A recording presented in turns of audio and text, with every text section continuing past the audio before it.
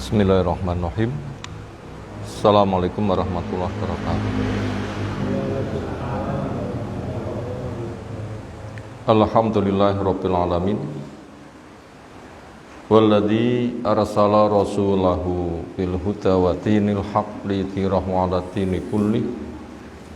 Wa kafa billahi syahida wa asyhadu an la ilaha illallah wahdahu la syarikalah wa asyhadu anna Muhammadan abduhu wa rasuluh. Allahumma shalli ala Muhammad wa ala alihi wa ashabihi wa man tabi'ahum bi ihsanin ila yaumiddin. Ya ayyuhan nas ittaqu rabbakum alladzi khalaqakum min nafsin wahidah wa khalaqa minha zawjaha wa bassa minhuma rijalan katsiran wa nisaa'a wattaqullaha alladzi tasaaluna bihi wal arham innallaha kana 'alaikum raqiba. Wa ba'd, fa inna asdaqal hadisi kitabullah wa khairal hadyi hadyi Muhammadin sallallahu alaihi wasallam. Syarrul umuri muhdatsatuha fa inna kulla muhdatsatin bid'ah wa kulla bid'atin dhalalah wa kulla dhalalatin finnar. Ayyuhal ikhwah, a'azzana subhanahu wa ta'ala. Alhamdulillah, syukur kita aturkan kepadanya, salawat dan salam semoga tercurah untuk Rasulnya Muhammad sallallahu alaihi wasallam. Berikutnya, insyaallah kita masih melanjutkan materi kemarin dari bagian pembahasan di kitab Firqatun Najiyah, jalan keselamatan, yang siapapun pengen selamat puncaknya adalah aman neraka, masuk ke dalam surga, dan itu keberhasilan tertinggi yang semuanya bersiap ke sana. Karena kita akan mati, nanti akan ada taruhan. Kullu nafsin dha'iqatul maut, setiap yang punya nyawa akan mati. Faman zuhziha 'anil nar wa udkhilal jannah faqad faz, siapa yang diselamatkan dari neraka, dimasukkan ke dalam surga, sungguh beruntung. Sementara kehidupan dunia itu kesenangan yang sementara, yang menipu, tidak kekal. Ketika sudah mati terasa sebentar. Maka jangan terlalu bangga sukses dunia, juga jangan terlalu susah ketika belum sukses dunia. Orang dikatakan dunianya sukses apabila menjadikan kesempatan hidup itu untuk beribadah, bukan untuk menumpuk harta, jabatan, tapi untuk beribadah. Karena orang yang sudah mati itu pengen pulang ke dunia. Untuk apa? Beribadah, bukan untuk cari kekayaan, cari jabatan, tapi untuk beribadah. Yang mereka mengatakan, Rabbirji'un la'alli a'malu shalihan fima taraktu. Ya Allah, pulangkan saya ke dunia untuk beramal soleh yang dulu saya tinggalkan. Yang bermanfaat kita di akhirat itu amal soleh, sejak dari ilmu syar'i, pemahaman yang benar, akidah kita bertauhid, Allah saja yang kita ibadahi, caranya saja yang kita pakai, rahmatnya saja yang kita harapkan, menegakkan sholat, cari harta yang halal, hidup untuk memberikan maslahat kepada lingkungan, terutama ilmu, atau ta'awun alal birri wat taqwa, saling tolong di dalam kebaikan dan ketakwaan, dijaga sampai mati. Itu wilayah amal soleh. Itu nanti akan bermanfaat ketika orang kembali kepada Allah Ta'ala. Semoga Allah bimbing kita di jalan yang diridhoi, sehingga kelak kita berkumpul di surganya. Bagian yang kita belajar kali ini masih pembahasan yang kemarin, yaitu memberikan penghormatan sambil berdiri. Kesimpulannya, tidak boleh Tetapi penghormatan dengan salam, assalamualaikum dijawab waalaikumsalam minimal, lebih baik warahmatullah ditambah itu, lebih sempurna ditambah lagi wabarakatuh. Itu sudah sempurna penghormatan pakai itu, bukan pakai berdiri. Lalu ada ancaman, siapa yang suka dihormat sambil berdiri, bahkan dia memerintahkan orang lain, lek awamu hormat karo aku carane ngadeg, misalnya begitu. Apa ancamannya? Ancamannya adalah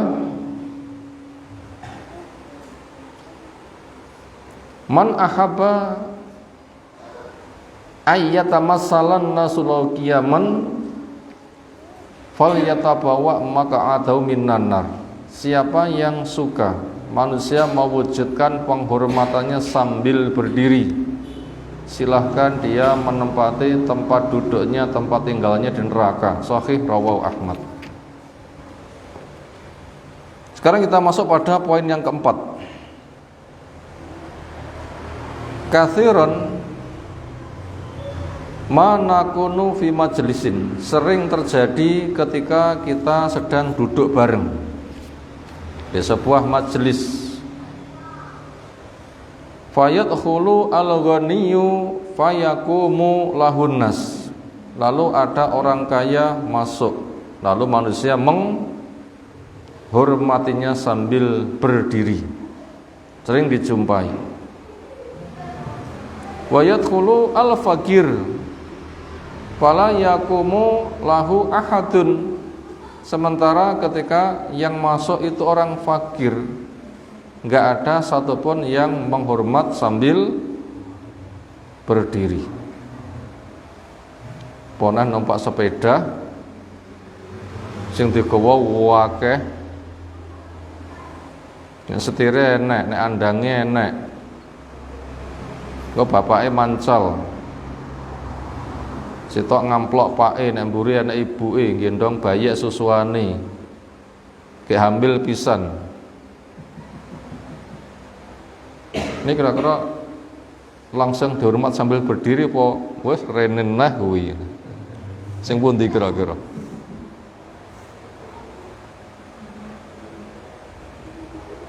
Sering dijumpai yang seperti itu. Lah sing teko sugih disambut sedemikian rupa, yang datang orang fakir tidak. Fayajitu fi nafsihi haqdan alal ghaniyyi, yang seperti itu akan menimbulkan rasa hasad dari banyak orang kepada yang kaya. Wal jalisin lihadzal muamalah, membuat hasad orang yang sedang duduk di situ ketika ada pergaulan sikap yang berbeda seperti itu. Sementara kita tahu hasad itu adalah rasa tidak suka ketika orang lain mendapatkan kebahagiaan, keberuntungan. Kalau cuma masih dirasa saja itu belum dosa. Tapi apabila itu menguasai, nanti akan nggak bisa mengendalikan lisannya. Yo pasugih ya. Niku pun dosa muni ngoten niku. Kenapa? Itu perwujudan hasad. Bab itu muncul dari rasa tidak suka. Bahkan nanti berusaha untuk merusak, bahkan berusaha untuk merampas, bahkan kadung ke nemenen, siap hancur asalkan dia tuh hancur. Bahaya kan? Sehingga terjadi jurang pemisah antara yang kaya dan yang miskin. Mestinya yang kaya disuka karena banyak dermanya, yang miskin menghormati karena interaksi saling memberikan maslahat. Tapi yang ada malah garis pemisah, ada rasa hasad apabila ada perlakuan yang seperti itu. Watakunu, dan juga mungkin akan terjadi juga asyahna, permusuhan bainal muslimin, di antara kaum muslimin. Mungkin wong sugih A, wong sugih B masing-masing bersaing Sehingga masing-masing punya anak buah lek menghormat malah jor-joran, kan malah bahaya lagi kalau seperti itu. Kadang saking kesengseme jadi orang yang ditokohkan, sing sitok ke masjid, sitok nggak mau kalah, yo ke masjid saingan. Bukannya bikin masjid memang untuk menegakkan syiar, tapi sebatas untuk mewujudkan cari nama.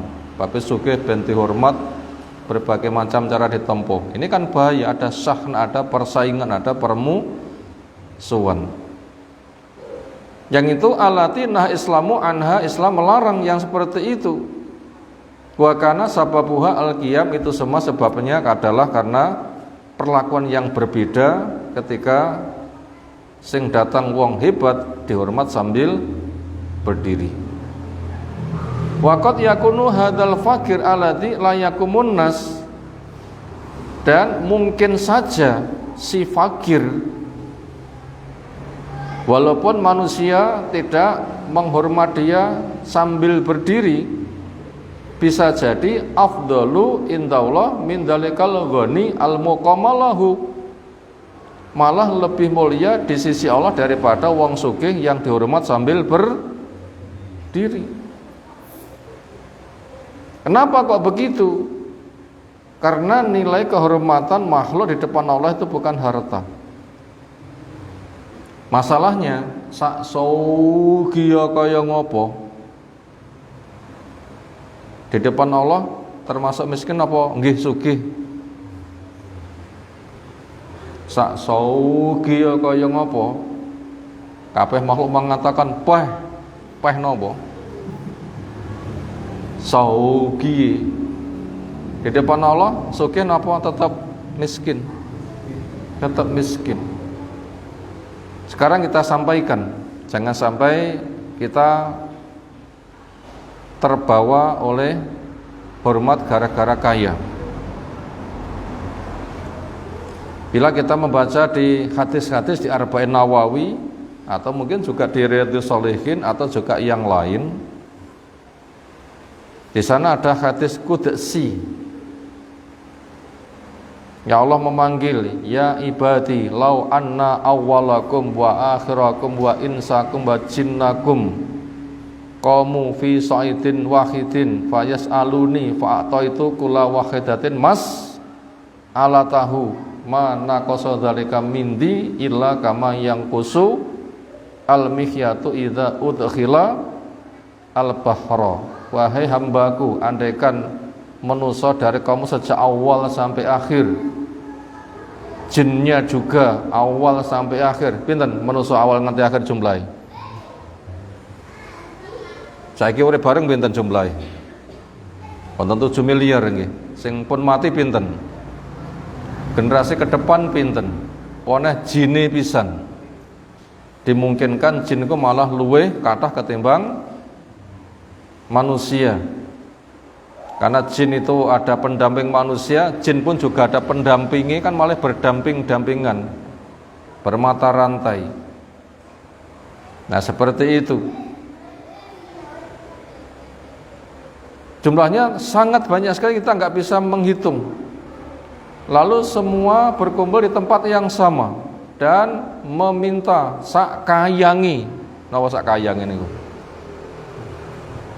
Sak sirmu.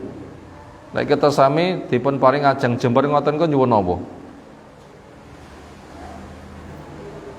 Ngersakne omah sing reganipun pinten? Ngersakne mobil sing reganipun pinten? Ibu-ibu ngersakne perhiasan pirang kilo? Bandule 5 kilo mlaku kalih berangkang ngoten kira-kira nggih. Malah gak iso nikmat nggih. Rekeningnya mau berapa? Dan seterusnya. Polono lek mau meminta, ternyata semua dituruti. Maka harta Allah yang digunakan untuk memenuhi hajat-hajat mereka sampai puas, itu tidak berkurang. Toh andaikan berkurang, itu digambarkan seperti berkurangnya air seluas lautan, kemudian sepotong jarum dicelup nih, celup dipun angkat, pinten banyu sing nemplek.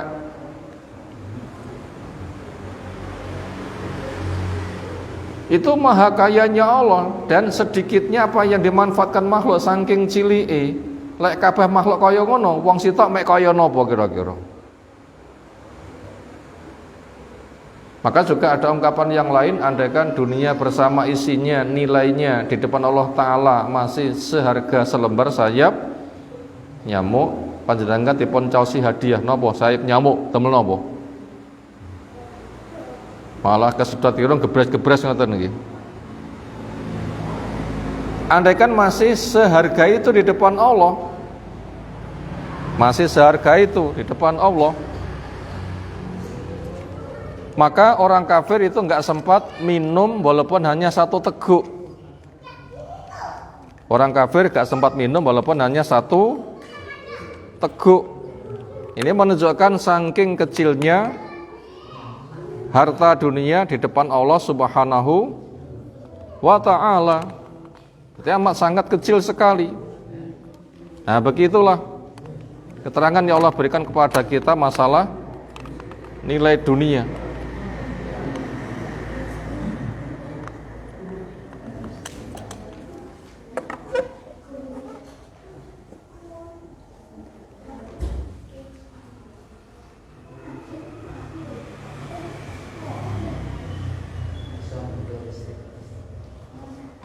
Itu amat sangat kecil sekali nilai dunia. Makanya orang mulia di sisi Allah Ta'ala itu bukan karena harta, karena kita bisa merasakan ya mek ngono ki lho harta dunia. Itu sangat kecil sekali. Makanya yang mulia di sisi Allah Ta'ala adalah ketakwaannya, liqauli ta'ala, karena firman-Nya inna akramakum indallahi atqakum, orang yang paling mulia di antara kamu di depan Allah Ta'ala sinten? Orang yang paling bertakwa, yang paling bisa menjaga diri jangan sampai terkena murka dan siksa Allah. Makanya dia bekerja keras bagaimana tidak mendapatkan, tidak terkena murka siksa Allah. Gimana caranya? Pasang benteng. Napa bentengi? Jalan surga ia tempuh dengan ilmu dan penuh harap, jalan neraka ia hindari dengan ilmu dan penuh waspada.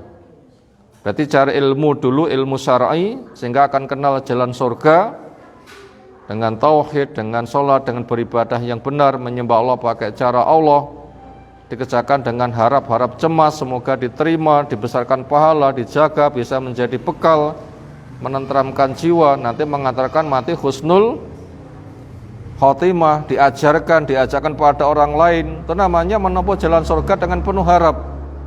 Itu takwa. Demikian juga mengenal jalan neraka, ia tinggalkan. Syirik ia tinggalkan, bid'ah ia tinggalkan. Bentuk cinta Nabi bukan memperingati hari kelahirannya. Bentuk cinta Nabi napa? Mengenal tugas Nabi, melaksanakan apa yang jadi kewajibannya. Ia kerjakan dengan penuh tulus. Ketika taat, ketika ada bahaya, ia tinggalkan dengan penuh ngati-ngati supaya enggak kecebur kepada dosa-dosa. Ia jaga sampai mati. Itu namanya takwa. Jalan surga ia kerjakan penuh harap, jalan neraka ia tinggalkan dengan penuh waspada. Nah, seperti itu. Itu semua telah dicontohkan oleh Nabi Shallallahu Alaihi Wasallam, dan bentuk cinta kita kepada Nabi bukan memperingati hari kelahiran, tapi mengenal tugas Nabi, lalu melaksanakan apa yang menjadi kewajiban. Napa tugasnya Nabi? Membacakan ayat-ayat Allah. Napa malih? Menjelaskan tafsirnya. Napa malih? Memberi jawaban ketika umat bertanya, semuanya dijawab. Terus menyontohkan beramal. Segala sesuatu telah diajarkan, kitab dan hikmah. Demikian juga umat disucikan, ilmu, amal, dakwah. Nah, seperti itu. Lalu buat yang takwa mendapatkan kabar gembira kepada yang maksiat, maka mereka mendapatkan peringatan. Nah, seperti itu.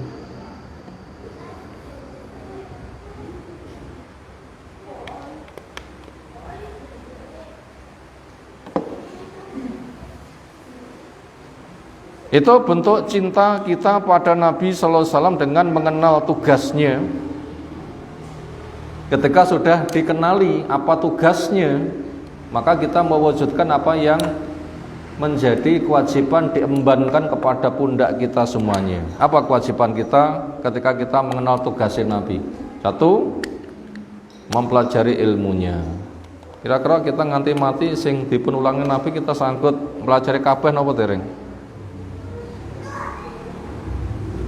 Quran 30 juz, hadisnya jutaan. Gak cukup-cukup itu. Makanya jo golek penggawian liyane sing enek mawon dereng selesai cari ilmu, dan itu nikmat yang paling indah, dan itu jihad, itu taman surga. Cari ilmu. Dana pun juga dana jihad, bukan dana yang hamburkan untuk hiasan, untuk mercon, untuk menyambut kedatangan Nabi disambut oleh mercon ngoten nggih. Nabi ini rawuh dawuh ngoten nggih. Wonten ngoten niku. Muga-muga mboten wonten nggih. Muga-muga mboten wonten. Lek enek niku mesakne. Piye sok hisabe? Bondomu tok nggih apa? Senada dengan itu. Itu namanya takwa. Mencari ilmu syar'i, melaksanakan perintah Nabi, menjauhi larangan Nabi, membenarkan berita yang disampaikan Nabi, tidak beramal kecuali apa yang dicontohkan oleh Nabi, memperbanyak sholawat kepada Nabi sebagai amal soleh, lalu mendakwahkan apa yang diajarkan Nabi SAW, karena didoakan naddarallahu mra'an sami'a minni hadisan fa ballagha ghairuhu kama sami'. Allah menjamin seseorang itu wajahnya ceria, berarti bahagia. Kapan? Hari kiamat. Siapa? Orang yang mau mendengar hadis Nabi, berarti belajar hadis sebagai tafsir, lalu dia mengajarkannya kepada orang lain. Itulah bentuk takwa. Di antaranya mencintai Nabi dengan melaksanakan tugasnya, bukan memperingati hari kelahirannya. Allah berpesan, kul in kuntum tuhibbunallaha fattabi'uni. Katakan, jika kamu cinta kepada Allah, ikuti saya. Nabi nanti ngulangne memperingati hari kelahiran apa mboten? Lek wonten kan wonten hadise lho nggih. Sahabat melakukan, tabi'in melakukan, tabi'in melakukan, tapi kan enggak ada. Kapan munculnya memperingati kelahiran Nabi? Abad yang keempat. Ini tiang Syiah. Syiah mereka senes Islam, walaupun ngakuni beragama Islam. Dan itu bosnya itu Yahudi. Ya jelas tidak boleh. Bila umat Islam nggak punya ilmu, ya manut, katut. Tapi kalau punya ilmu nanti akan menghindari. Maka telah diwaspadakan Nabi SAW, la tattabi'unna sunana man kana qablakum. Bila kamu enggak punya ilmu, perilakumu nanti akan mengikuti gaya orang sebelum kamu, sampai mereka masuk lubang biawak kamu ikuti. Mereka tanya, apa Yahudi dan Nasara? Apa jawab Nabi SAW? Ya siapa meneh kalau bukan mereka. Nah begitu. Maka penghormatan itu dengan salam, bukan dengan berdiri. Sebab kalau sampai berdiri nanti bisa menimbulkan hasad, karena yang kaya dihormat sambil berdiri, yang miskin tidak. Maka daripada itu malah bisa jadi yang fakir itu malah lebih utama di sisi Allah karena ketakwaannya. Berikutnya yang kelima, qad yaqulu qailun. Kadang ada seseorang mengatakan, idza lam nakum lirajul ad-dakhil farubama wajata fi nafsi syai'an alal jalisin. Apabila ada orang punya kehormatan datang masuk, kita yang duduk, yang datang duluan tidak berdiri untuk menghormatinya, itu bisa menyebabkan dia tersinggung. Bagaimana apabila ada orang yang punya pemikiran seperti itu? Panakul kita katakan, nahnu nasrohu hadal qadim anna mahabbatahu fi qulubina wa anna naqtadi bi rasulillahi alladzi yakrahu al-qiyam lahu. Kita butuh jelaskan kepada orang yang datang itu bahwa cinta kita kepadanya itu pakai hati, dan kita mengikuti apa yang dicontohkan Nabi SAW, di mana beliau benci dihormat sambil berdiri. Podo-podo tiang gadah kehormatan, terhormat sinten Nabi kalih sak liyane Nabi, ya tetap terhormat Nabi. Niku makhluk tercinta di sisi Allah Ta'ala, gelare Sayyid ngoten nggih, Sayyidun Nas, bose manusa, pemegang bendera kehormatan Nabi Adam dan semuanya sebagai anak buah, kan tetap paling tinggi Nabi kita. Apa ada yang lain bisa melebihi? Tapi ada yang mereka mengatakan ketika Nabi Mi'raj itu adalah jareke pancian pundake Mbah Yaiku. Jadi aneh-aneh mawon ngoten niku. Ternyata khurafat ngoten niku nggih kathah wonten masyarakat. Ya sing nyampene wong biasa, awakmu omblok ngoten biasa nggih. Tapi sing nyampene tiyang sing gadah kedudukan kiai terus pundi kira-kira. Jeree wonten Indonesia pas perang melawan penjajah niku wonten pasukan misterius berbaju putih-putih, naik kuda putih, kemudian mengejar musuh. Mereka tidak bisa diperangi tapi bisa mengusir. Ketika ada yang sempat kenalan, siapa? Saya adalah Fulan bin Fulan. Di mana tempat tinggalnya? Di belakang masjid Anu, di daerah Anu. Akhirnya mereka ketika longgar penasaran, golek lokasi itu. Jebule ketika sudah ketemu, itu orang mati 100 tahun yang lalu. Oh, kalau gitu wali, melu perang juga. Kata si penceramah, kita ahlu sunnah wal jamaah pantese percaya. Lek ora ya dudu ahlu sunnah. Ngene iki sing semua percaya cuma ahlu sunnah wal jamaah. Lek ora ya dudu. Ini kata tiang sing percaya nggih. Wonten akidah reinkarnasi. Wis mati 100 tahun jek iso mulih teng donya melu napa? Perang. Aneh napa aneh ngoten niku. Lho ngoten niku sing critane bahasa senadan niku yai lho nggih. Mboten tiyang biasa, yai lho ngoten niku. Ke masyarakat akeh sing padha awam nggih mantuk-mantuk mawon. Inilah pengerusakan habis-habisan. Basa Jawane lek ngempoki tenanan ngoten nggih. Ngempoki napa ngapeki? Napa ngombloki? Nemen ngoten niku. Apa enggak membaca sebuah hadis ketika nyawa telah copot, malaikat memegangnya itu tidak akan pernah bisa lepas. Kok nek ceritane 100 tahun melu perang neh, wah aneh banget nggih. Kok ya nemen-men.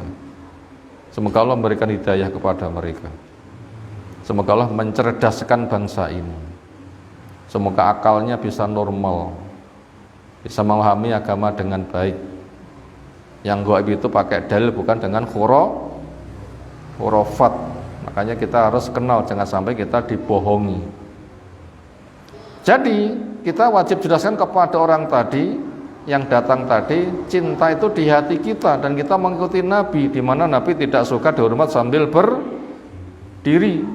Tapi sahabatihi aladina lam yakumullah, demikian juga kita napatin jejak sahabat yang tidak menghormat Nabi dengan cara berdiri. Podo-podo tresno datang Nabi, tresno kita sami datang Nabi, kalih sahabat tresno datang Nabi tasih gede pundi. Ya mboten kena dibanding nih. Sahabat-sahabat Nabi niku menawi nderek perang, wis pokoknya Nabi selamat aku mati gak apa-apa. Sing nek ngomah senajan kelangan anak, bapak, dulur, paman, sampai suami niku susah gak sepiro.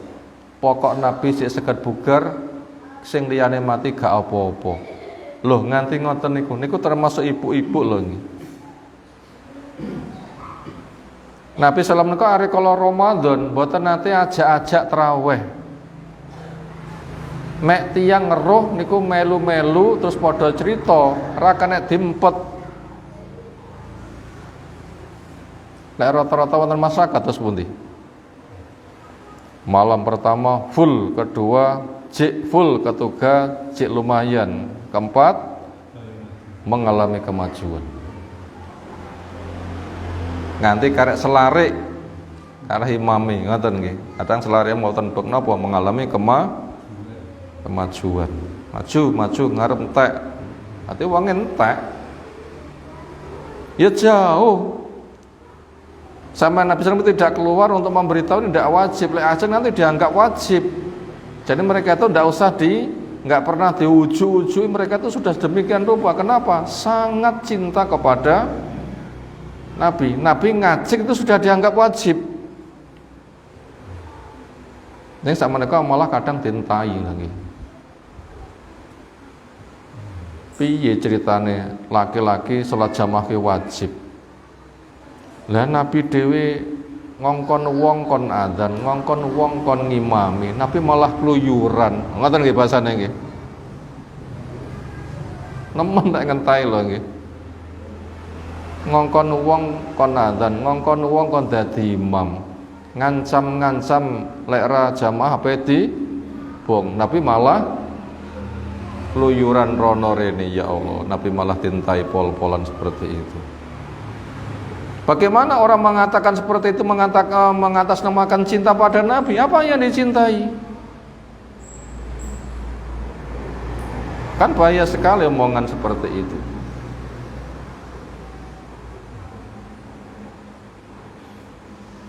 Wa nahnu nakrahu lil qadim dukhulan nar, sementara kita tidak suka orang yang datang itu masuk neraka. Makanya kita butuh beritahu.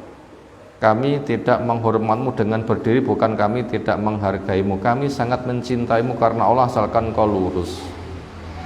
Bila kami hanya nuruti kemauanmu, menghormat dengan berdiri, saya khawatir, saya dosa, kamu dosa. Sementara kami tidak ridho, engkau akan masuk neraka. Kenapa? Karena orang yang suka dihormat sambil berdiri, silahkan menempati tempat tinggalnya di neraka. Kami tidak begitu supaya engkau tidak masuk ke dalam neraka.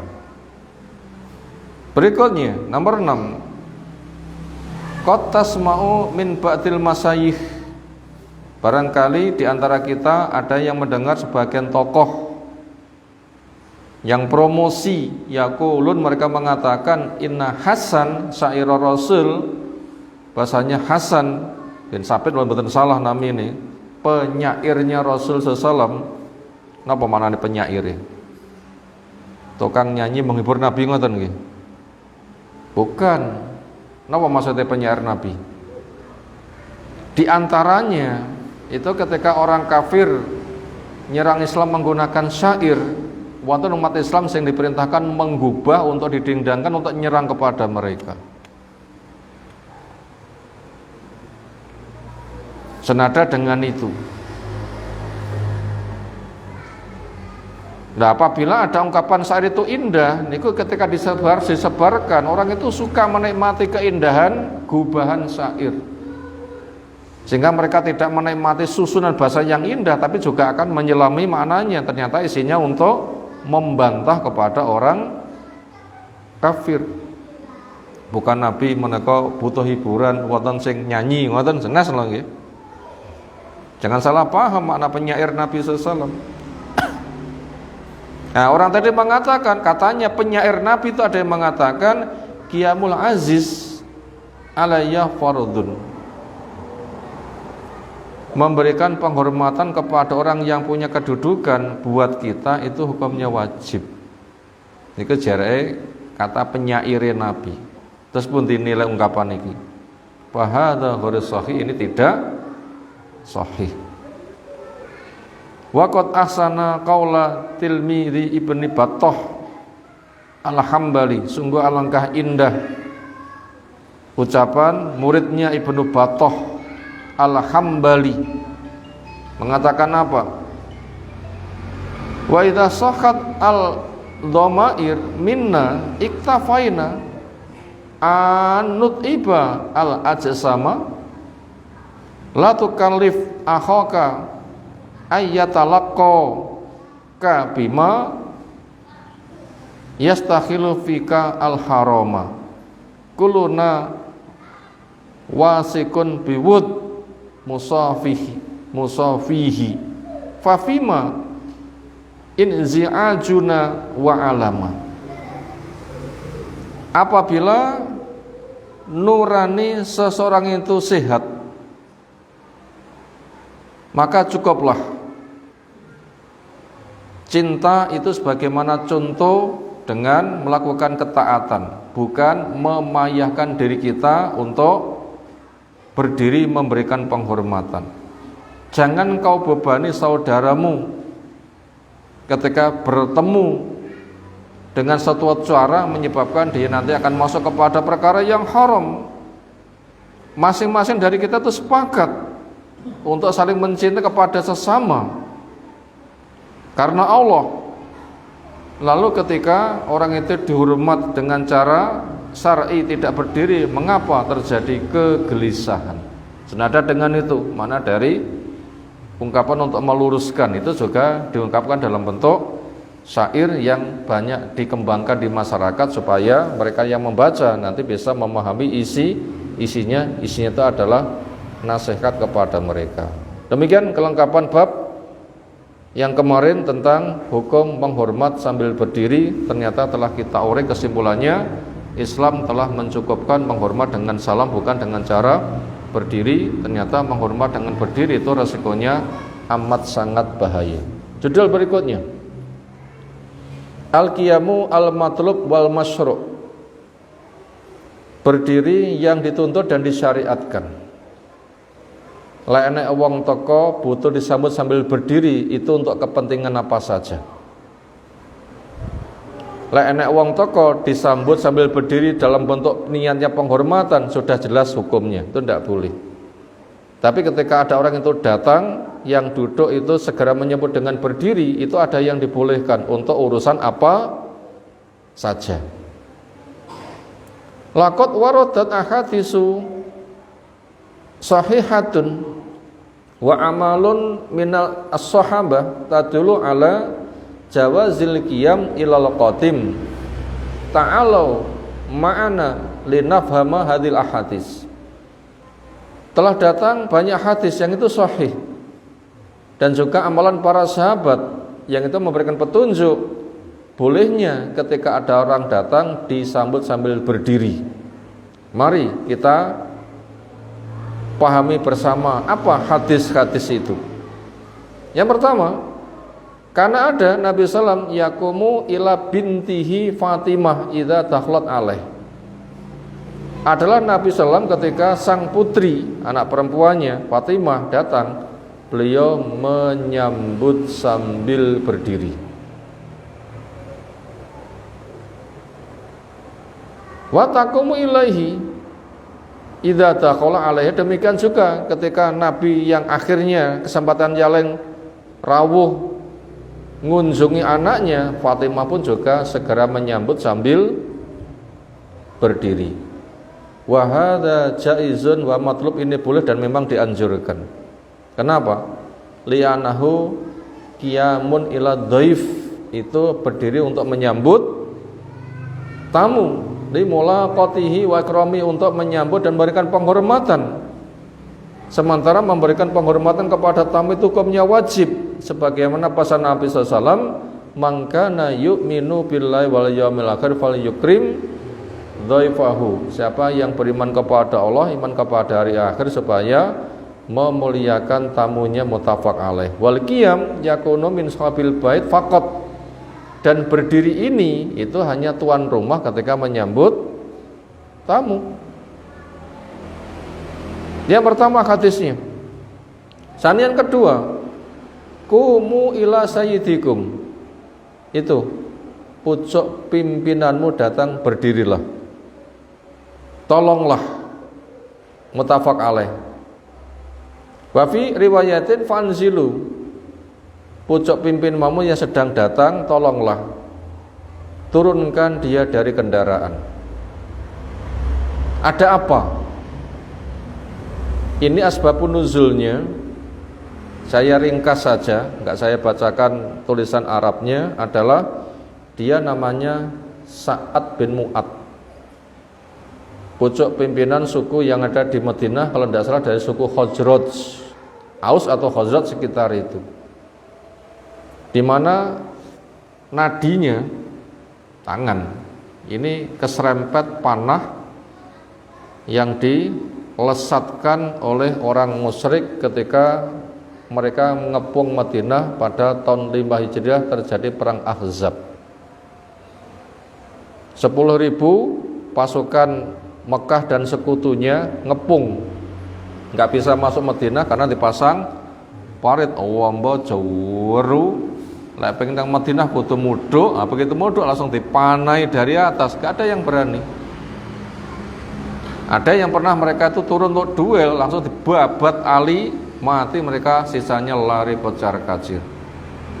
Nah, ketika terjadi panah yang melesat ini, maka nadinya itu kena, akhirnya berdarah-darah.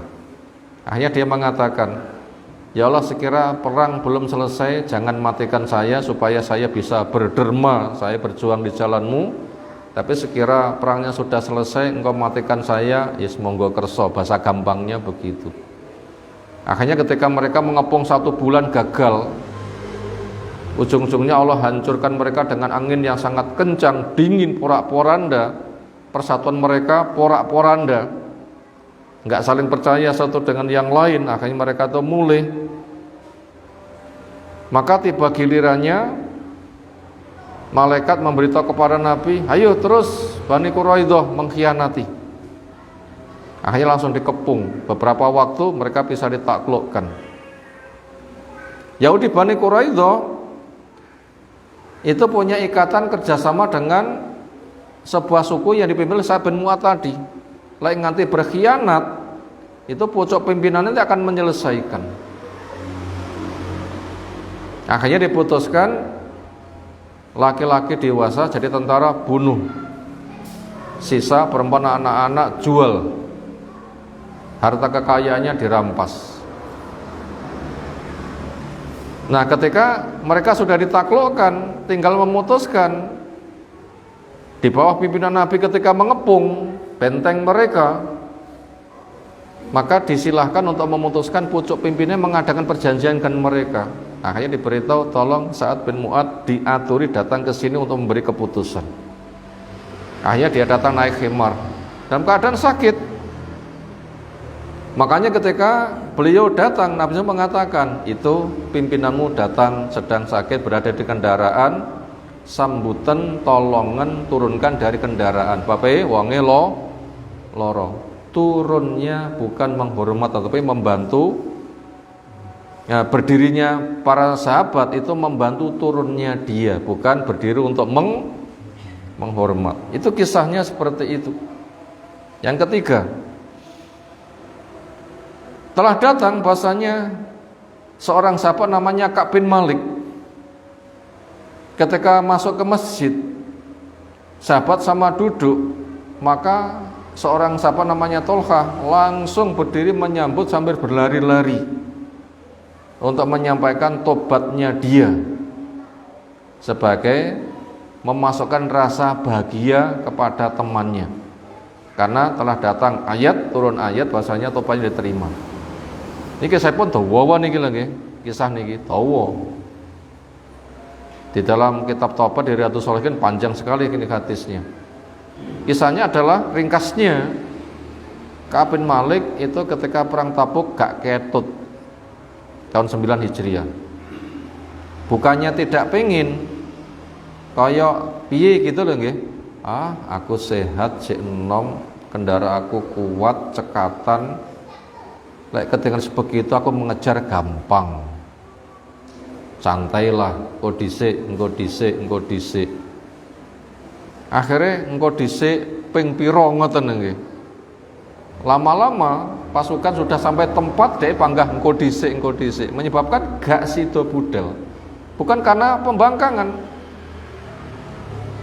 Nah, ketika Nabi itu sudah pulang, dia ditanya, ngerti ku awakmu ya cek nom, ya sehat, bekale ya duwe, apa-apa enek. Nyapa ora melu. Dicek satu persatu, ketat di waktu itu. Saya tidak punya alasan. Andaikan saya berdiri depan orang lain, saya bisa berdiplomasi, saya bisa selamat. Tapi untuk kali ini saya nggak ada alasan. Yang ada saya salah. Semoga Allah menerima tobat saya. Ya wis lek ngono tunggunen sampai Allah turunkan ayatnya. Akhirnya diisolasi, nggak oleh bergaul. Salam ya ora dijawab. Wong padha nglumpuk dek teko padha bubar kabeh. Pokok dikucilkan lah. Gak direken. Ini kira-kira lara mboten rasane. Pas nglumpuk ngeten iki dhek teko, ngalih ngoten kira terus seperti kira-kira. Ibarate wong resik-resik nek bocah ngamplok penuh kotoran bagi ngalih kabeh lah nggih. Ketika sudah 40 hari diberitahu, tinggalkan istrimu, dicerai ndas, pokoknya uripo dewi, sementara bojomu ulehno dhisik. Betul-betul terkucil. Akhirnya ketika sudah genap sekitar 50 hari, Allah turunkan ayat tentang tobat mereka.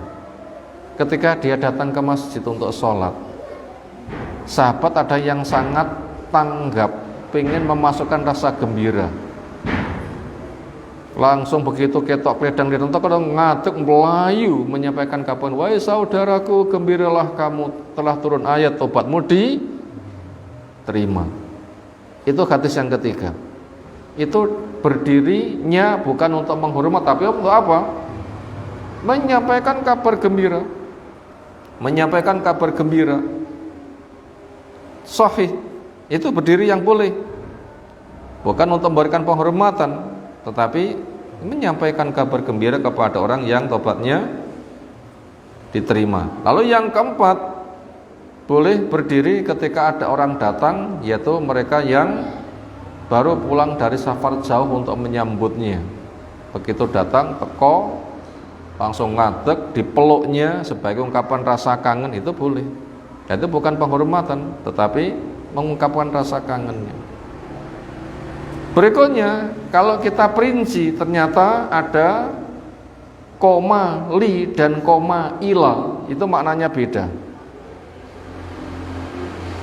Koma li, koma lahu sama koma ila, itu maknanya beda.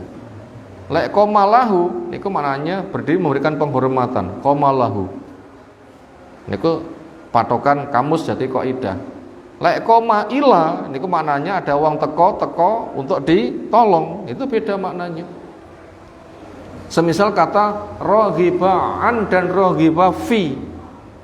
Iki lek yang mengenali makna kamus niku jan beda bertolak belakang. Raghiba fi niku cinta, raghiba an niku benci. Padha-padha raghiba sitok an sitok fi, maknanya pun bentrok. Raghiba an itu benci, raghiba fi niku suka. Makanya makna koma ila dan koma lahu niku pun beda jauh, nggak bisa disamakan. Makanya kita mengenali dalil bahasa Arab untuk materi khutbah kita. Kalau kita tidak ngerti seluk beluk bahasa Arab, nanti jangan-jangan malah salah paham. Nah, itu pentingnya orang itu mempelajari nopo bahasa Arab. Podo-podo koma ila koma fi itu dianggap podo kadang-kadang. Roghibaan, roghibafi kadang dianggap sama, padahal makna itu adalah bertolak belakang. Ayo ikhwah, kesimpulannya apa pada bab yang kedua kali ini? Yaitu setelah kita melihat berdiri untuk menghormat itu dilarang, maka kita diajak untuk mengetahui berdiri yang diperbolehkan, yaitu untuk menyambut tamu. Yang kedua, menolong karena dia butuh pertolongan. Langsung pemenang wong tiba langsung ngadeg melayu niku napa? Berdiri untuk apa?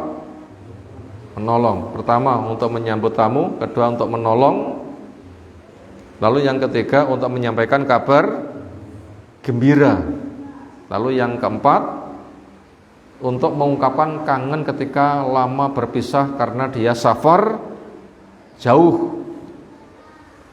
Itu setidaknya itu ada 4 dalil diperbolehkan mensikapi orang lain sambil berdiri. Apa pertama?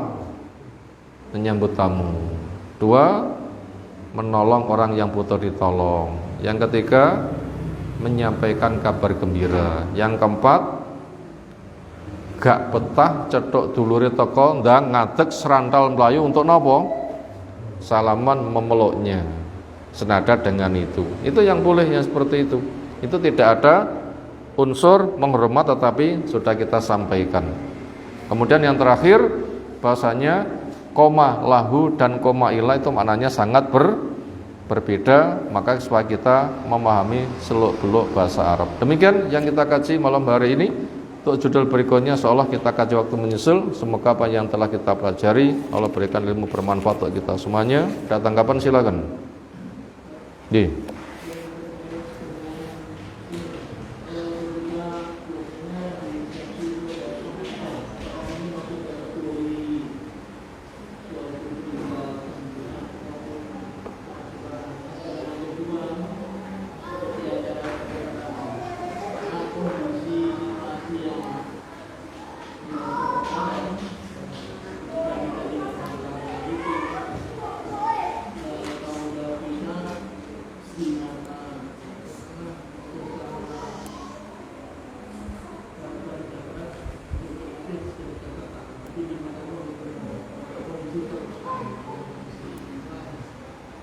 Pertanyaan pertama, nyambut berdiri tekone manten.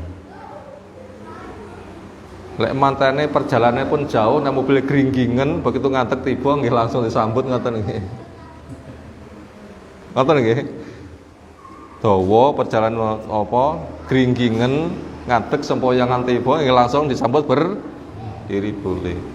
Tapi lek berdiri ini nggawa kembar mayang, kabeh dijentrekne,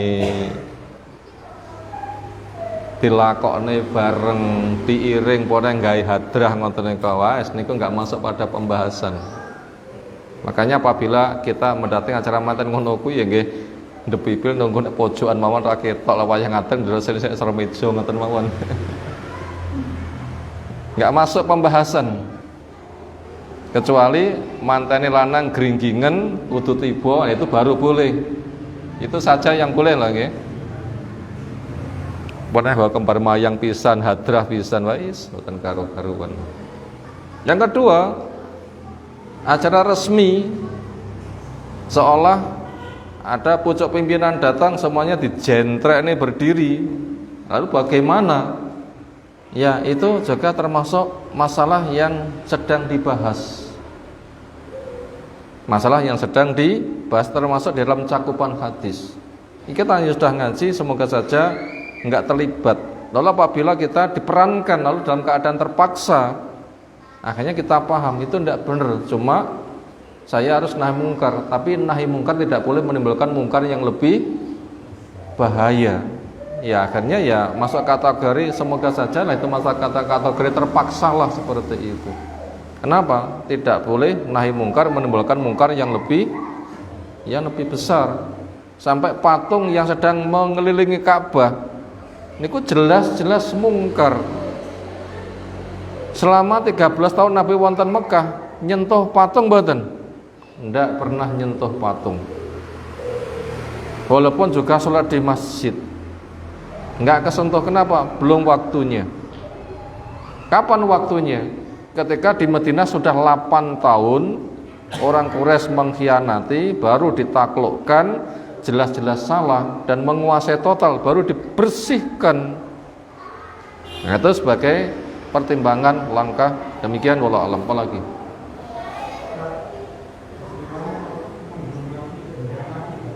Apa? Menghormati?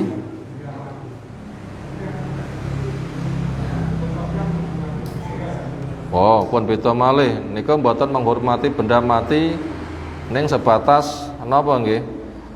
sistem pemerintah untuk membimbing kepada masyarakat ini sesuatu yang harus kita hargai. Siapapun itu harus menghargai negaranya dengan simbol bendera. Karena di mana-mana itu bendera itu ada. Di zaman Nabi bendera ada enggak? Perang itu ada benderanya. Dipegang oleh panglima perang selagi bendera tegak, niku pasukan lainnya itu siap, lah nganti ambruk, ini bahaya. Makanya bendera itu harus ditegakkan. Nah begitu, kenapa? Simbol ada pimpinan untuk mengamando kepada masyarakatnya. Itu hakikat menghormat bendera itu begitu, cuma sistem orang per orang itu berbeda-beda. Makanya kita ada upacara menghormat bendera itu bukan sesuatu yang dianggap ritual agama. Itu cuma sistem di sebuah tempat supaya masyarakat menghargai negaranya. Nah begitu, termasuk menghormat panglimanya dengan angkat tangan semisal itu cuma sebatas penghormatan gaya militer saja. Itu perkara yang sifatnya itu dimubahkan, bukan sesuatu yang menjadi akidah dan semisal itu. Maka pengibaran bendera kemudian ada acara menghormat itu tidak masuk kepada kategori menghormat benda mati, masuk kepada akidah bukan. Cuma itu sebuah cara yang dipakai oleh sebagian orang untuk menghormati negerinya. Bendera itu harus tegak, itu sebuah kemestian.